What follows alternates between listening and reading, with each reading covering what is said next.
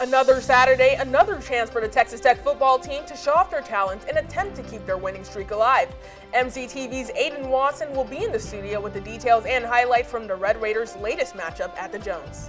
Saturday night was also the official end to Homecoming 2025. We'll have a look back on one of the week's final events and details on how a couple of campus groups helped Red Raiders mentally prepare for the last half of the fall semester. And the fall is in full swing across the South Plains, with several local venues taking full advantage of the autumn energy. Find out how one local church is continuing a long-running tradition and how you can stop by to get into the seasonal mood.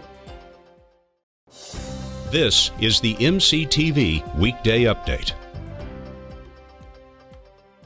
Welcome to the Monday edition of the MCTV Weekday Update. I'm Abigail Foster. And I'm Yemi Akinyeye. Last week, the Texas Tech community celebrated homecoming with 6 days of festivities leading up to the homecoming football game on Saturday night. Even without the energy of the annual tradition, the excitement was running high, with fans hoping that the Red Raiders' undefeated season would continue at least one more week. MCTV Sports' Aiden Wasson has a first look at Saturday's final score and details on a couple players who made an impact on the game. Aiden. Thank you, Abigail and Yemi. Texas Tech's homecoming game did not disappoint as the Red Raiders and Kansas Jayhawks faced off under the Saturday night lights. Though Kansas kept things close in the first half, the Red Raiders fought them off by scoring a series of unanswered points in the second half. Texas Tech's game plan seemed to be to run the ball, which they did with running back Cameron Dickey pounding the ball for 263 yards and 2 touchdowns. Backup quarterback Will Hammond got to see the field once again with 2 rushing touchdowns of his own. This game marks the 6th straight victory for the Red Raiders, as well as the 6th straight game the Red Raiders have won by 20 or more points.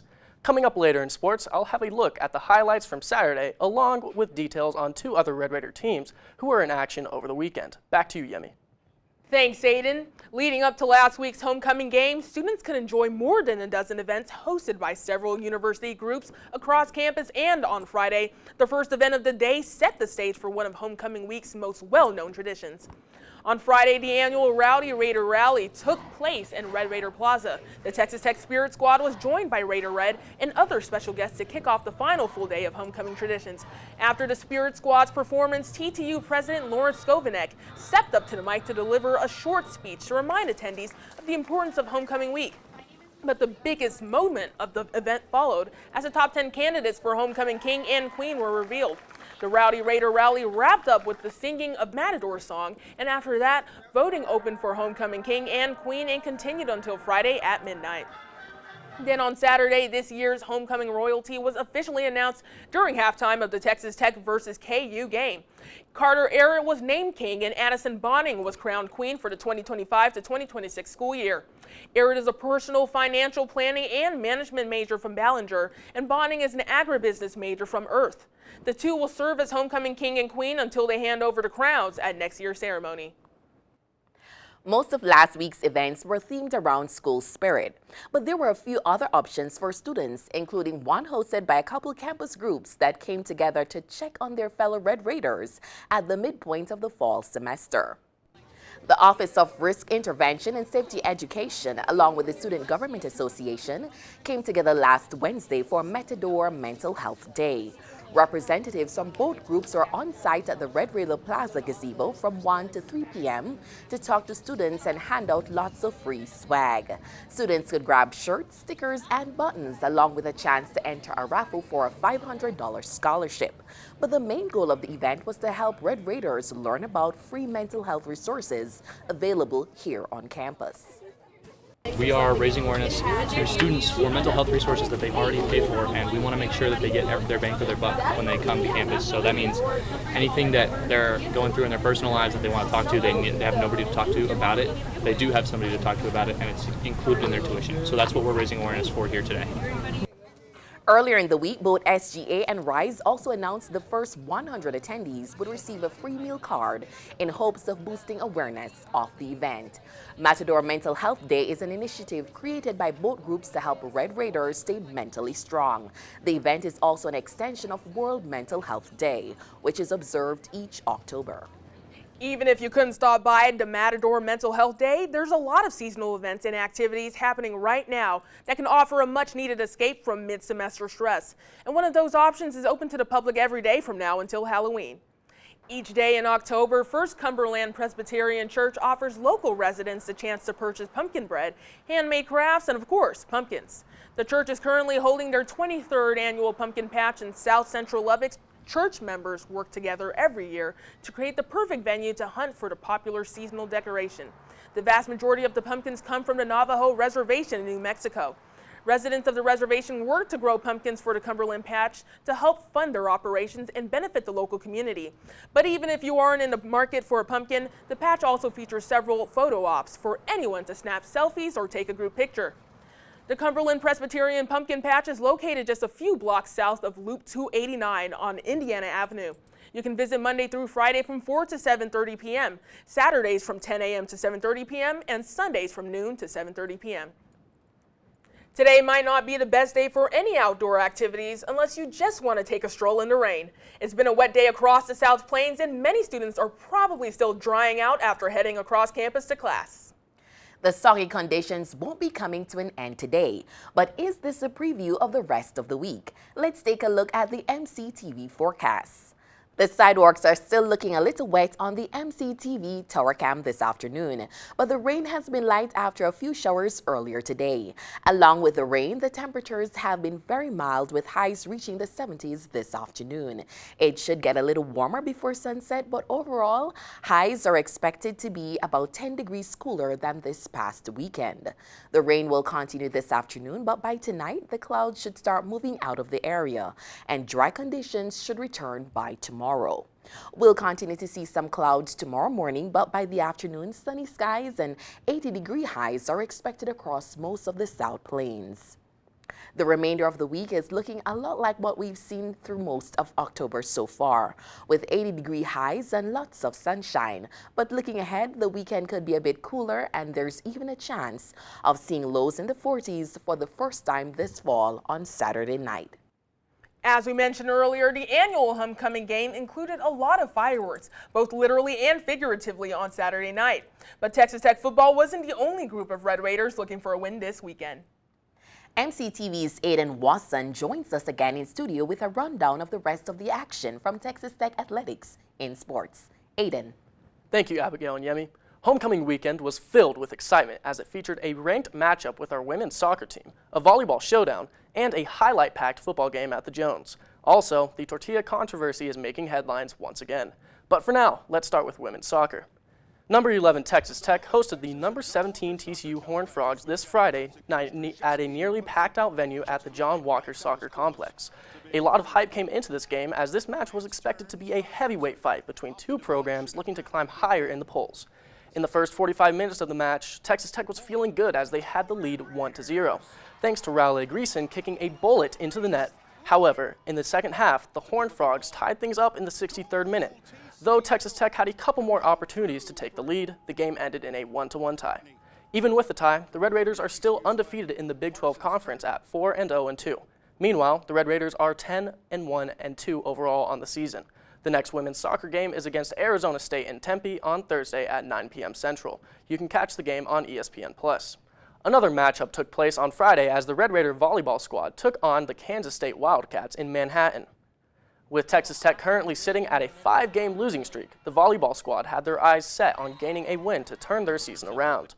The first set didn't show much promise as the Red Raiders couldn't manage to slow down the Wildcats and ended up losing the set 25-15. The second set didn't look much better as the Wildcats soared out to a 10-1 lead, and they didn't slow down as they took the set 25-14. However, the Red Raiders wouldn't give up a win that easily. In the third set, the Red Raiders managed to tie things up at a 13-13. From there, points were scored back and forth before the Wildcats eventually ran away with it, taking the third and final set 25-19. With the loss, the Red Raiders are now 8-10 on the season and 0-6 in conference play. Texas Tech will face the BYU Cougars at home next Saturday at 1 p.m. Now, for the matchup Lubbock was waiting for all week. Texas Tech football finally came back home to the Jones AT&T Stadium this Saturday night as they felt a warm welcome from a sold-out crowd for homecoming night against the Kansas Jayhawks. The Red Raiders did not disappoint the crowd as they forced Kansas to punt the ball on the very first possession. As soon as Texas Tech got the ball in their hands, Cameron Dickey scored on the first offensive play of the game with a 71-yard touchdown run. After the touchdown, Kansas got the ball back, but not for long as Brendan Jordan knocked the ball loose and David Bailey recovered the fumble. Getting the Red Raider offense back out on the field, after a couple plays, Baron Morton found Terrence Carter for a 21-yard passing touchdown. Texas Tech also attempted a swinging gate two-point conversion as they punched it in for two. With the field goal scored near the end of the first quarter, the Red Raiders were looking to once again blow their opponent out of the water with an 18-0 lead. However, at the beginning of the second quarter, starting quarterback Baron Morton went down with a right leg injury after taking a sack. Morton went to the locker room and was ruled out for the rest of the game. Right after the injury, Texas Tech did manage to put another one through the uprights to secure a 21-0 lead early in the second quarter. It seemed as if this game would be another blowout, but the Jayhawks finally put their helmet on straight and scored 17 unanswered points, as well as forcing a turnover from backup quarterback Will Hammond. At halftime, it seemed the Jayhawks had all the momentum to complete a monumental comeback and stump the Red Raiders at home. But from what must have been a motivational halftime speech from head coach Joey McGuire, the Red Raiders scored a 20-yard rushing touchdown in the first 6 minutes of the third quarter to push the lead to 11. Cameron Dickey had another huge 55-yard touchdown run at the beginning of the fourth quarter, and the Red Raiders scored once more towards the end of the game, giving Texas Tech the win over Kansas 42-17. After the win, Texas Tech jumped up 2 spots to number 7 in the AP poll. Texas Tech remains undefeated on the season and is tied for the number 1 spot in the Big 12 Conference.